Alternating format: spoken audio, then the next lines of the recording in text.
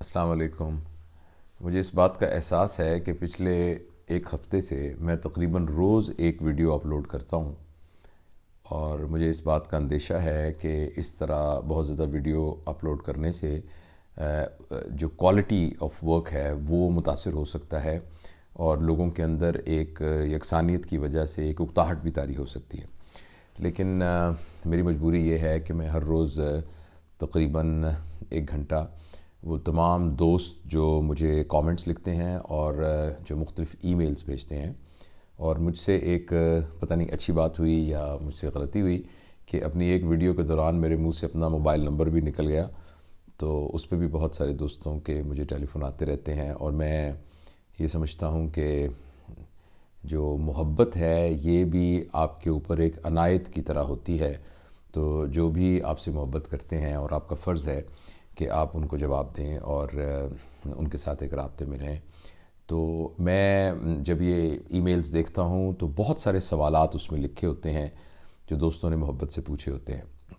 मैं कभी भी ये दावा नहीं करता कि मैं आलिम हूँ और मैं जानता हूँ, लेकिन मैं ये ज़रूर अर्ज़ करता हूँ कि जो मेरी नोइंग है, क्योंकि मेरे चैनल का भी यही नाम है, फ्रॉम नॉलेज टू नोइंग, कि नॉलेज तो बिल्कुल ऐसे ही होता है जैसे आपके कपड़े होते हैं ना, तो वो आप नहीं होते। तो लेकिन जो नोइंग है वो आप होते हैं, वो आपकी खाल होती है, आपका जिस्म होता है, आपका गोश्त होता है। तो ये मिसाल है। तो नोइंग आपकी आप खुद होते हैं और जो नॉलेज है वो आपके ऊपर जो सजी हुई चीज़ें हैं वो सारी होती हैं। तो मैं अपनी उस नोइंग से, जो कि जितनी भी यानी हम्बल और थोड़ी हो, उसके ज़रिए से उनको रिस्पॉन्ड करने की कोशिश करता हूँ। तो अभी एक कॉमन थीम जो बहुत सारी ईमेल्स में आई वो ये आया कि आपने ये कहा है कि जी खुश रहना चाहिए, खुश रहने के क्या तरीके हैं और ज़िंदगी गुजारने का क्या तरीका है, तो हमें ये बताइए कि एक अच्छी ज़िंदगी कैसे गुजारी जाए। तो मैंने इस पर बहुत गौर किया तो मुझे ये समझ में आया कि सबसे पहले हमें ये समझना ज़रूरी है कि ज़िंदगी है क्या, ज़िंदगी क्या है। तो ज़िंदगी, इस सवाल का जवाब 20 तरीक़ों से दिया जा सकता है, लेकिन एक बड़ा सिंपल सा ज़िंदगी को समझने का एक रेफरेंस ये है कि ज़िंदगी वक्त का नाम है। वक्त असल में ज़िंदगी है। आप देखिए ना, अगर किसी की शख्स की ज़िंदगी 70 साल है और उसका 1 साल गुजर गया तो उसकी 1/70 यानी ज़िंदगी का 70वां हिस्सा गुजर गया, और 2 साल गुजर गए तो उसका मतलब है 2/70 उसकी ज़िंदगी गुजर गई। तो असल में जो हमारी ज़िंदगी है वो इस वक्त का ही नाम है। और दूसरी बात यह है कि एक शख्स जो है अगर 70 साल की उम्र में फौत होता है और दुनिया से जाता है, तो ये नहीं है कि वो 70 साल की उम्र में मरा, बल्कि वो रोज़ का रोज़ मर रहा है। एक एक दिन जो उसका गुजर रहा है वो उसकी ज़िंदगी में से ख़त्म हो रहा है। 70 साल की उम्र में जब ये ऐलान किया गया कि ये शख्स दुनिया से चला गया है, तो वो बिल्कुल ऐसे ही है जैसे आपने मास्टर्स की डिग्री, कॉन्वोकेशन आपको मिला और कहा गया कि आज 17 दिसंबर 2019 को आपने मास्टर्स की डिग्री कर ली। लेकिन ये नहीं था कि सुबह आप मास्टर नहीं थे और अब 15 मिनट के बाद आपको मास्टर हो गए, बल्कि जो पूरी 16 साल की मेहनत थी उसके नतीजे में आज ऐलान किया गया है। तो इस तरह जब बंदा इस दुनिया से जाता है तो वो एक कॉन्वोकेशन है, उस दिन ऐलान किया जाता है कि ये मर गया, वरना मरने का ये अमल जो है वो उसके पैदा होने के साथ ही शुरू हो जाता है। तो इन अदर वर्ड्स कि जो हमारी ज़िंदगी है वो वक्त का नाम है। लिहाजा अगर जो शख्स अच्छी ज़िंदगी गुजारना चाहता है और जो एक खुश खुरम ज़िंदगी गुजारना चाहता है, वो ये समझे कि अगर उसका वक्त सही गुजर रहा है तो उसकी ज़िंदगी सही गुजर रही है। अच्छा, अब जो वक्त की तकसीम के अंदर अगर आप उसको किसी तरीके से एक पैमाने से मापने की कोशिश करें, तो जैसे मैं इस वक्त इस लम्हे में मौजूद हूँ, तो मेरे इस तरफ मेरा गुजरा हुआ वक्त है जो माजी है, इस तरफ मेरे आने वाला वक्त है जो मुस्तकबिल है, और बीच में मैं फंसा हुआ हूँ, ये बीच में मैं फंसा हूँ। अच्छा, ये जो सारा पीछे वाला वक्त है ये असल में आगे बढ़ने के रास्ते में सबसे बड़ी ब्रेक है। जैसे जो लोग गाड़ी चलाते हैं, अगर कभी कभी ऐसा हो कि उनकी हैंड ब्रेक वो खिंची रह जाए और उनको याद ना रहे, और जब वो गाड़ी चलाएं तो गाड़ी किस कदर मुश्किल से चलती है, इसलिए कि ब्रेक ने उसको खींचा हुआ होता है। तो जो माजी है उसकी हैसियत उस ब्रेक की तरह है। लिहाजा ज़िंदगी में, ज़िंदगी को खुश खुरम गुजारने के रास्ते में सबसे बड़ी जो रुकावट है वो उस माजी को अपने सर पर हर वक्त ढोए रखना है।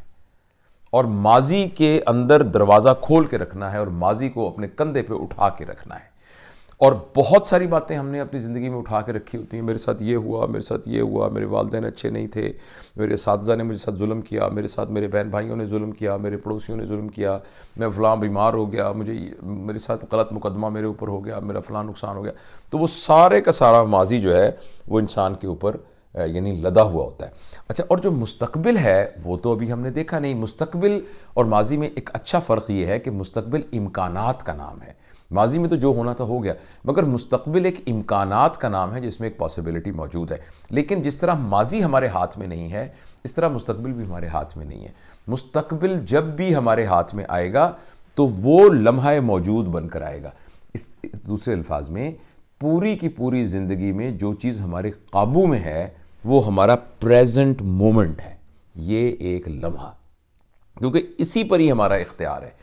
जो कुछ हम कर सकते हैं वो इसी लम्हाए मौजूद में कर सकते हैं।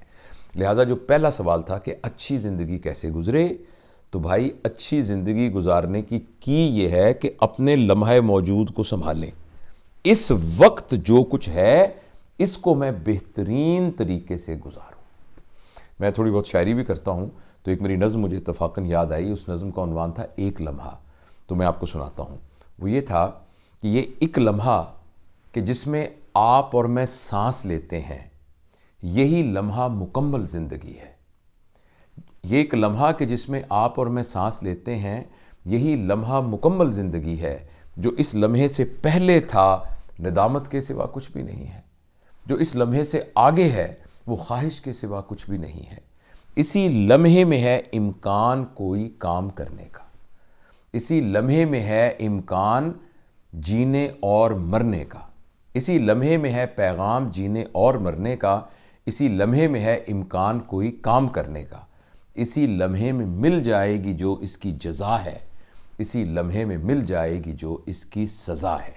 लिहाजा हम इस मौजूदा लम्हे को ज़ाया ना होने दें, और उसका तरीका सिर्फ एक ये है कि जिस वक्त ज़िंदगी हमारे ऊपर वारिद हो रही है उस वक्त हमारे साथ ना माजी हो यानी ना नदामत हो, ना हमारे साथ मुस्तकबिल हो यानी ना हमारे साथ कोई अंदेशे हों और खौफ हों, बल्कि उस वक्त के तकाजे के अंदर जो कुछ हमें करना चाहिए वो हम करें। लम्हा मौजूद में कभी दुख नहीं होता, क्योंकि दुखी होने के लिए आपको या माजी में जाना पड़ता है या मुस्तकबिल में जाना पड़ता है। या आपको पछतावा दुखी करता है या आपको खौफ दुखी करता है। लम्हा मौजूद में कभी कोई दुख नहीं होता। लम्हा मौजूद में सिर्फ अमल होता है। हाँ, लम्हा मौजूद में तकलीफ हो सकती है, यानी जो इस वक्त का लम्हा है, अगर मेरे दांत में शदीद दर्द हो रहा है तो एक तकलीफ तो हो सकती है, मगर ये तकलीफ दुख नहीं होगा। लम्हा मौजूद में जो चीज़ मौजूद है हम अपनी भरपूर कुव्वतों के साथ उसको रिस्पॉन्ड करेंगे। अगर आप मुझसे बात कर रहे हैं, मैंने उसका जवाब देना है। अगर मेरे ऊपर कोई तकलीफ दे चीज़ आ रही है, मैंने उसका हल निकालने की कोशिश करनी है। मैंने अगर फ़र्ज़ करें कोई मुझे पुरमसरत चीज़ है तो मैंने उसको भरपूर तरीके से एंजॉय करना है। लिहाजा मैं अपनी बात को ख़त्म करता हूँ ये कहते हुए कि आप ये आज मश्क कीजिए। इंशाल्लाह इस गुफ्तगू को हम जारी रखेंगे और किसी और मौके पर मैं इसकी तफसील बताऊंगा कि लम्हा मौजूद, मेरी समझ के मुताबिक लम्हा मौजूद को काबू करने का तरीका क्या है। लेकिन आप इस वीडियो के नतीजे के अंदर ये बात ज़हन में रखिएगा कि अगर हम अपने माजी को घसीटना छोड़ दें, मुस्तकबिल के बारे में ऐसे अंदेशों को अपने साथ शामिल ना करें, और जो हमारे ऊपर वारिद हो रहा है हम सिर्फ उसी पर फोकस करें, तो हमारी सारी ज़िंदगी खुशो-खुर्रम गुजरेगी। क्योंकि अगर हमें ये स्किल्स आ गई तो ये लम्हा गुजरा तो ज़िंदगी ये गुजर गई, अगला लम्हा आया तो हम उसमें दाखिल हो गए, वो अच्छा गुजर गया तो यूँ गुजर गई। इस तरह सेगमेंट वाइज ज़िंदगी गुजरती जाएगी, और जब हमारा इस दुनिया से जाने का टाइम होगा तो पीछे मुड़ के देखेंगे तो हमें सवाए खुशियों के और कुछ नज़र नहीं आएगा।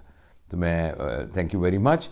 मुझे मालूम है कि ये गुफ्तगू थोड़ी सी नामुकम्मल है, लेकिन इंशाअल्लाह अज़ीज़ अगली वीडियोज़ में हम इंशाअल्लाह इसको डिस्कस करेंगे। बहुत बहुत शुक्रिया। और आखिरी पैगाम ये है कि ये जो चैनल अगर किसी दोस्त ने सब्सक्राइब नहीं किया हुआ तो ये आप चैनल सब्सक्राइब कीजिए। उसके लिए आप यूट्यूब में टाइप कीजिए सर्जन जावेद 1, SURGEON JAVED 1, एक लफ्ज़ है। उसको टाइप करेंगे तो हमारा channel from knowledge to knowing वो आ जाएगा। तो अगर आप उसको सब्सक्राइब करेंगे तो ये जो नई अपलोड्स हैं वो आप तक पहुँचती रहेंगी। शुक्रिया। हमारे एक बुज़ुर्ग ने ये कहा था कि जब भी कोई अच्छी बात आपके जहन में आए तो उसको ज़रूर शेयर करना चाहिए, और यही इस चैनल का मकसद है। बहुत शुक्रिया।